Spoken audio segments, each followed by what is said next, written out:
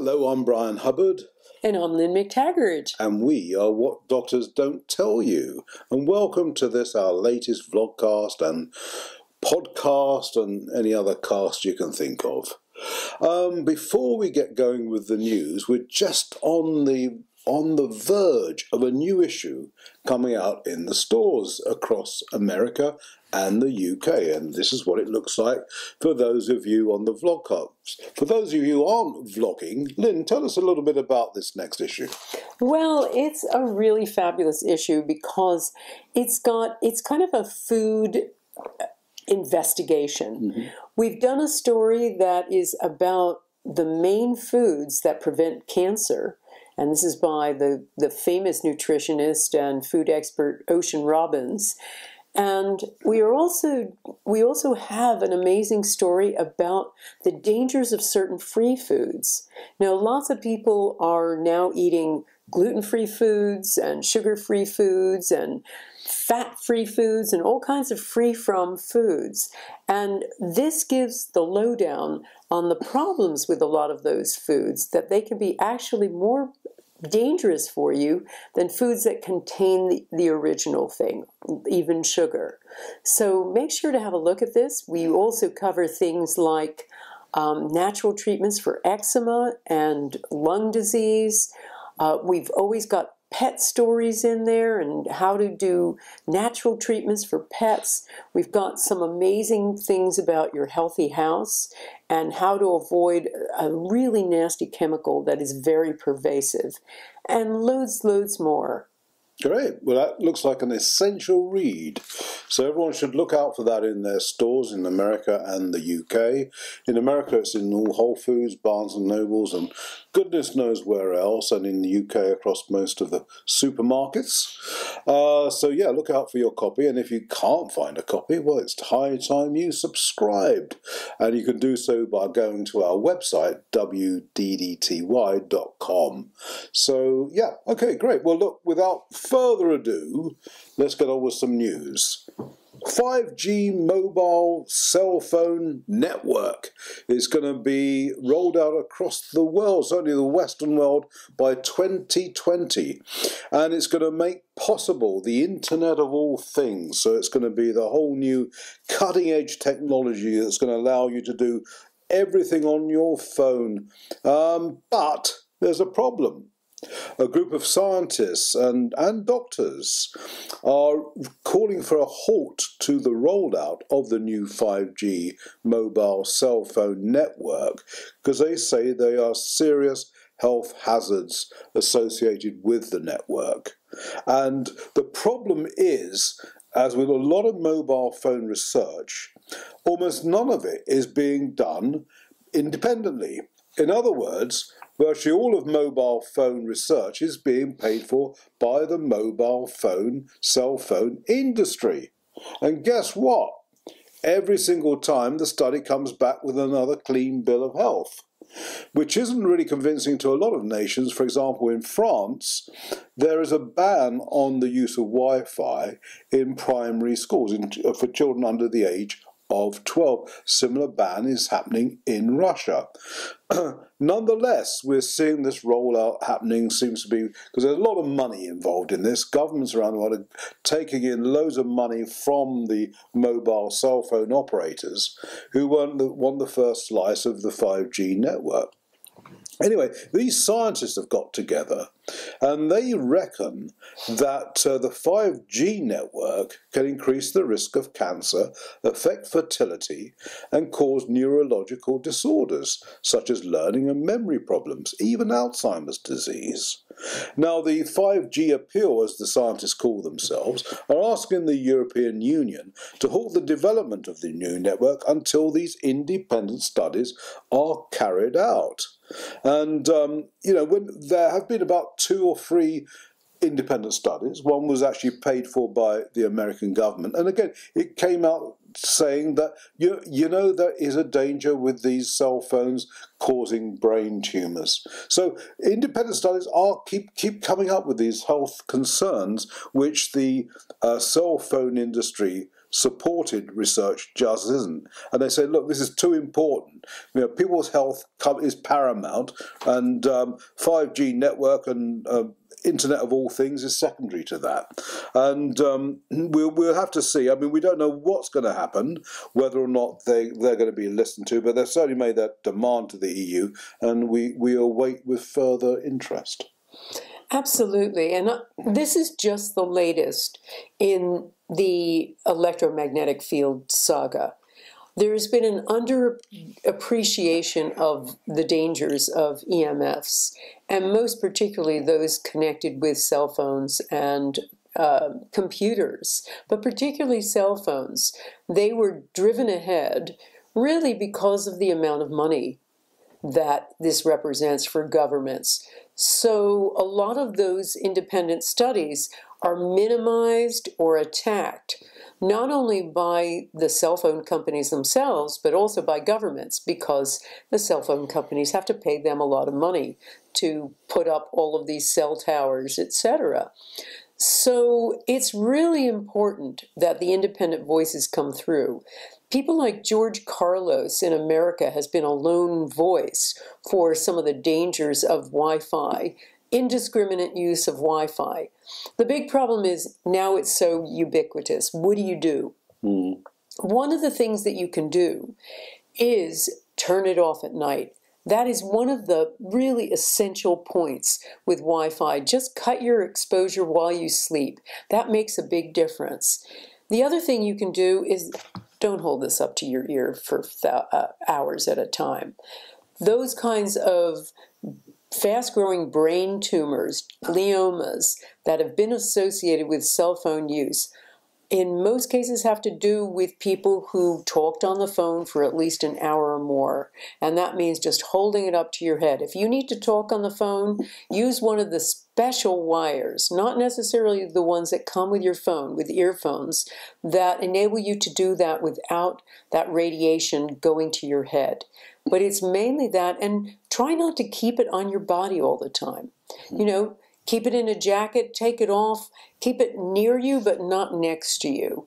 And don't sleep with it next to your head. A lot of young kids are so keen not to miss anything that this is right next to their pillow when they're sleeping. Or it's right next to their head as their alarm clock. So try to keep it away from you, and whenever you can, turn off Wi-Fi. And it's interesting with the 5G network, although it's much, much faster and more powerful, it actually needs more masts, because the 5G radiation seems to only transmit across shorter distances than compared to, say, the 4 of the 3G networks. So that means more masts are going to have to be installed in urban areas just to get the message through. And of course, we're already seeing in the UK, I think in America too, a lot of churches are making up the money by allowing their spires to be used for masts, and schools have been doing the same.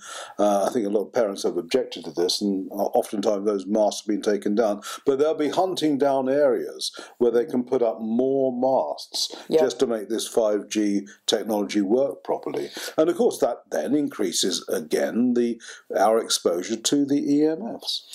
Now, let's tell you what we did when we were threatened with that some years ago.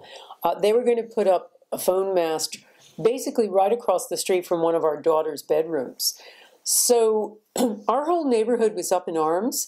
We came together as a neighborhood, and we decided to create our own people's campaign, Housewives Brigade, as I like to call it. And what we did was each family took on a job. So one person put up it was kind of like a big box that demonstrated, which he painted to show how big this mast was going to be. We had to come up with certain objections with our local council, as we have over here in the UK, but it couldn't be on health grounds. So we had to use other things, like it being unsightly, it being difficult for people with disabilities to get around if it was on the pavement, all of that kind of stuff. We put up posters, since we're a publishing company, with imitating the phone mast company's logo which was orange, and their slogan, which was "The future's bright, the future's orange," and we had "The future's bright, the future's irradiated," and we had the picture of a child's drawing of a kid getting very sick from a phone mast. Anyway, and someone else did petitions, etc. Our little Housewives Brigade was highly effective. Not only one time, but 2 times we stopped Orange's phone masts, and they were voted down by the council. So that's the kind of thing you can do as a community. If you don't want these phone masts on your doorstep, and I really encourage you to avoid that. They're very powerful, they're very dangerous. Get together and object. Yeah, and I was actually one of the honorary housewives, to be fair. But the thing was, it's, you know, just to finish this point, is, you know, you have to meet the councils on their ground and their language. You cannot object to these things on health grounds. I think the term we actually had to use was street furniture. So it's inappropriate street furniture. And they said, now you're talking our lingo.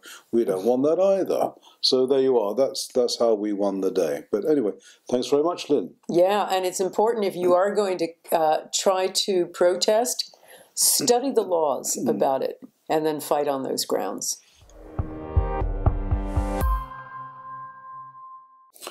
Take an aspirin a day to keep the doctor nice and close by, I think. It's almost every day there's another story coming out about how great aspirin is as a just-in-case daily dose you should have. And and now the latest research that came out said it also protects against colon cancer. But unless you have an existing heart condition, there really is no evidence to suggest that taking an aspirin a day is going to do you any good. Furthermore, researchers from King's College London have demonstrated the reverse of that. In fact, it does you great harm. And they're saying that anyone who is perfectly healthy, has no pre-existing heart condition, really should not be taking an aspirin a day, because any sort of risks are far outweighing any benefits, and in particular, the risk of major life-threatening bleeding increases 50%, and they estimate that would mean that 1 out of every 200 people who had taken an aspirin would suffer a major and potentially life-threatening bleed.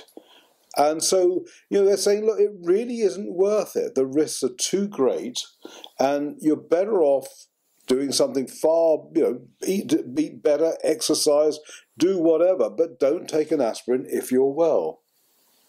The whole aspirin myth has been a really interesting one because, number one, we don't really know how aspirin works. Nobody really understands what aspirin does. It has pain-killing effects, that we know. It comes from willow bark. We know that, and that has pain-killing effects as a natural substance. Yeah. But in terms of preventing heart disease, it's very dubious, the evidence about this preventive effect of low-level aspirin. Yeah. But compare that to the very real and documented dangers of gastrointestinal bleeding and its effect on the gut, particularly the non-buffered variety, and you know, you have a risk-benefit equation that just doesn't add up, Bryan. Yeah, and it's interesting, they also looked at the cancer business, because this has been in the news a lot, that aspirin can protect against colon cancer. And they're saying, well, whatever the mechanism is that's going on, not only is it causing gastrointestinal bleeding, it also increases the chance of some cancers. So, again, they're saying, you know, there are better ways of doing this, folks, you know. Just eat well, eat healthily, but you don't have to take these drugs. No, absolutely. Absolutely. Okay. With every drug, there is a side effect. So just realize that there are better ways to do preventive medicine.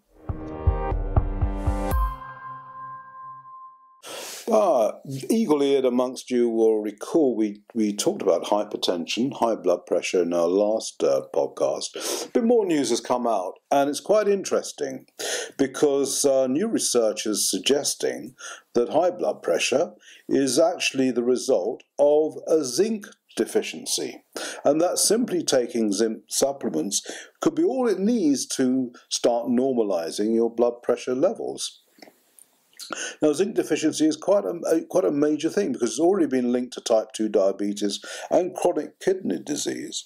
But the fact that it could also cause hypertension is news. And it's come from researchers at the Wright State University in the States. And it's all to do with the way our kidneys handle sodium, either when we're excreting it into the urine or reabsorbing it into the blood, into the body.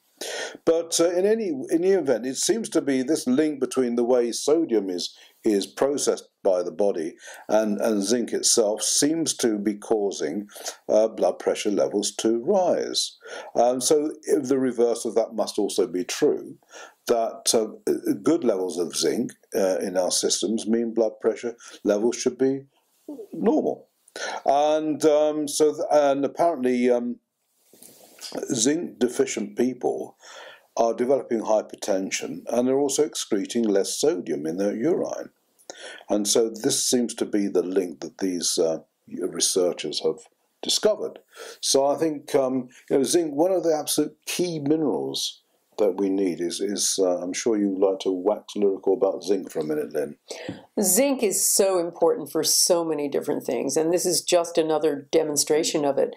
But also zinc is deficient in most of us if you don't take supplements, because it just has to do with the fact that our food is grown on mineral deficient soil these days. And so things like magnesium and zinc are deficient in most diets, even healthy diets, even organic diets. So this is one reason why when people say you can get everything you need from your diet, a well-balanced diet, well, you used to be able to do that. You can't anymore. Food like carrots contain just a tiny fraction of the nutrients they used to contain. So now we really do have to rely on supplements, and one of those key supplements is zinc. One thing in taking zinc, and usually you're recommended to take about 30 to 50 milligrams a day. Make sure that it's something like zinc orotate, one of the easier types of zinc to digest, zinc citrate. Also, take it away from other things. So one of the best ways to take zinc is the last thing at night. Just before you're going to go to bed, pop a zinc pill. And if you're a man, doesn't it protect against prostate problems? It does indeed. It's very good to take that as a preventative against all kinds of issues with prostate. Great. Thanks, Lynne. CBD oils derived from cannabis, and they're getting you high, but only in terms of health, it seems.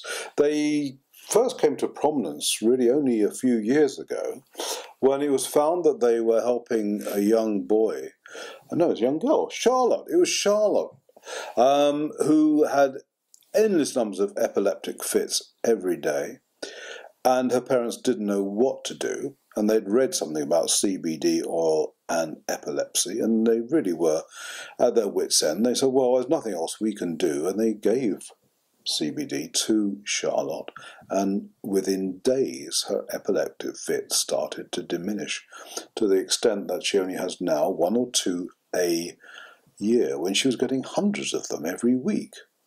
And this really started to put CBD on the map. And since when it's been used for any range of problems, from depression, anxiety. It's even quickened the speed that bones heal, believe it or not. I mean, it is extraordinary.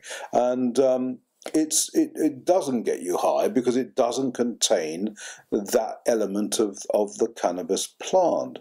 But here's the news.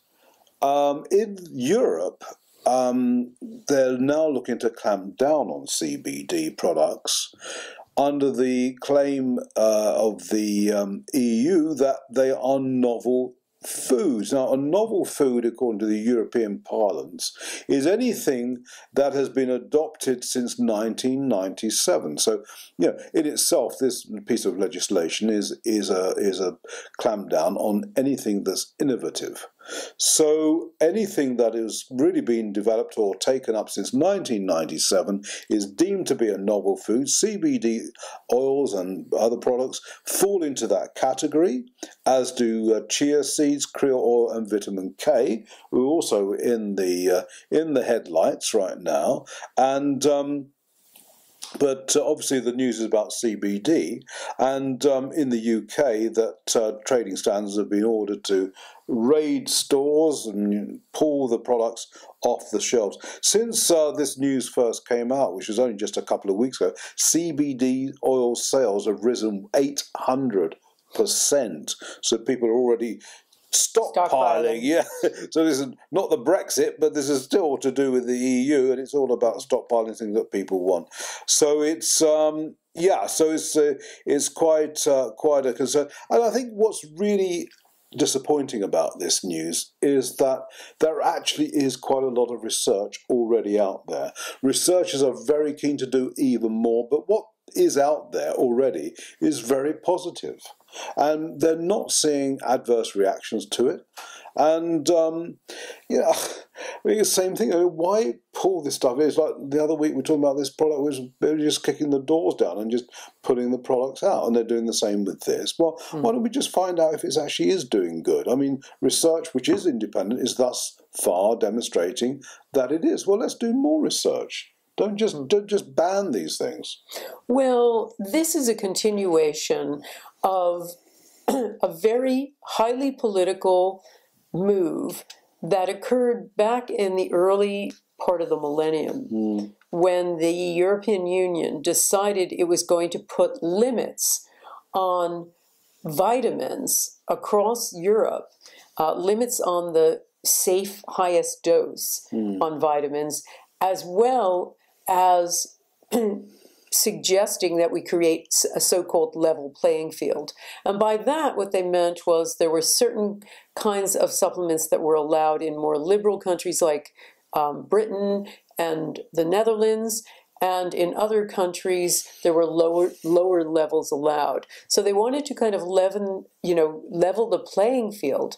But what it really was about was a lot of industry lobbying by the pharmaceutical industry to try to take control of the cheap vitamin industry.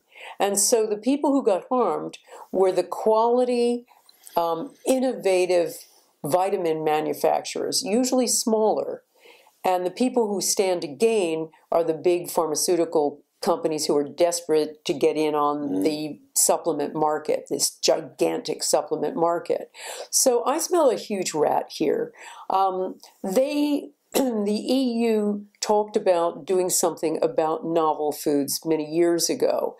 And as you say, it created a guilty unless proven innocent situation where the only people who can really carry out the kind of studies that will enable these products to go back on the market are the big companies, i.e. the pharmaceutical industry. So I think this is a blatant attempt by that industry, and the EU has had a lot of corruption and a lot of infiltration from the pharmaceutical industry, a lot of lobbying, a lot of pressure, and the insiders that we know who have done a lot of work there trying to preserve vitamin laws say they see this all the time. And I think this is a land grab, essentially, by the pharmaceutical industry to get this and to get all of those great supplements like krill oil, the best one for omega-3s, says many quarters. And vitamin K, an absolutely essential vitamin for maintaining bone health.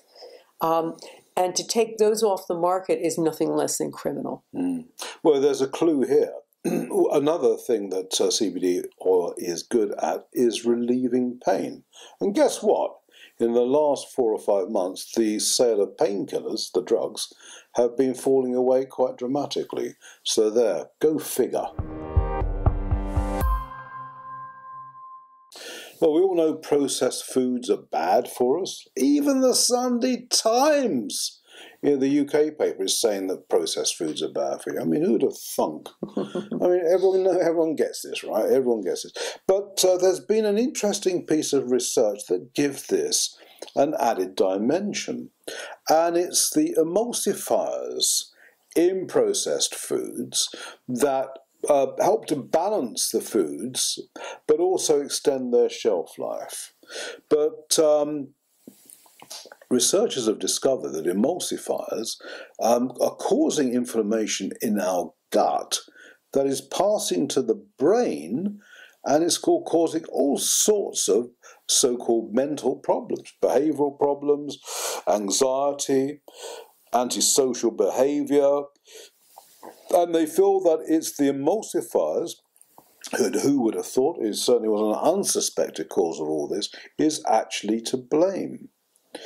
And when you think that the emulsifiers are causing inflammation, that suggests to me that they could be behind a whole host of health problems, from heart disease, arthritis, diabetes, and indeed some cancers. I mean, the researchers, I should say, don't go that far. They are merely linking the emulsifiers to antisocial behavior, anxiety, but my suggestion is, if the key component of this is inflammation, then I would suggest it could also be causing heart disease. And that could be, one of the keys as to why processed foods are so bad for us. Well, I think this is another example of following the money, because aside from the pharmaceutical industry, the big food industry is also got a lot to answer for, essentially. There's been very little testing and a lot of maneuvering around the preservatives, the chemicals, the things like emulsifiers, the additives of every variety, the colorants, the fake sugars, all of that stuff, and all of the things that go into processed food have managed to do so without the kind of studies that really need to be done to ask the simple question, is this fit for human consumption? And of course, we're discovering more and more and more that preservatives, that insecticides, that all of the raft of stuff and additives and colorants that are put into processed foods are indeed not good for us. They're causing all kinds of health problems, and this is just the latest.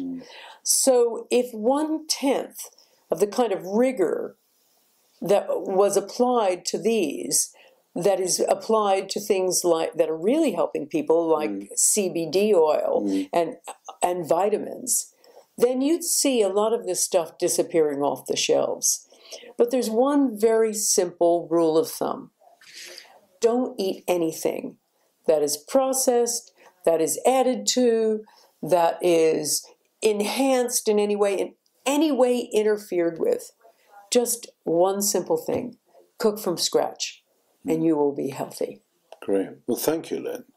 That about wraps it up for another week, but our marketing manager says, please ask people to like this, to pass it on to friends. It's copyright free, so do what you like with it. Comment on it, say nice things, but say something, and we'd appreciate that. So thank you very much. So look, that's it from me this week. I'm Bryan Hubbard. Thank you again for watching and or listening. And I'm Lynne McTaggart. And don't forget about our latest issue coming on sale next week. And also, if you do like us, please make a comment about it.